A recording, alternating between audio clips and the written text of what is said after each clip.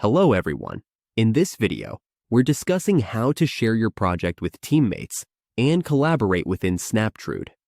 To share a project, simply click on the Share button located at the top right corner of your screen. Then, enter the email ID of the person you'd like to share the project with. After entering the email ID, click Send Invite. Upon clicking Send Invite, the collaborator will receive an email notification regarding the shared project. You have the option to adjust their access level to viewer or editor, or even remove their access entirely. A viewer can view the project and its contents but cannot make any changes. An editor, on the other hand, has the ability to edit the project.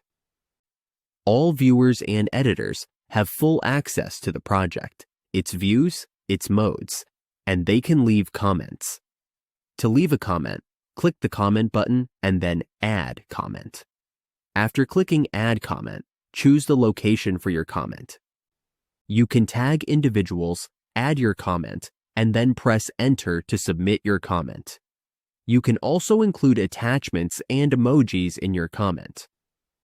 If a collaborator wants to view all comments, they simply need to click on the Comments tab and select the comment they wish to see.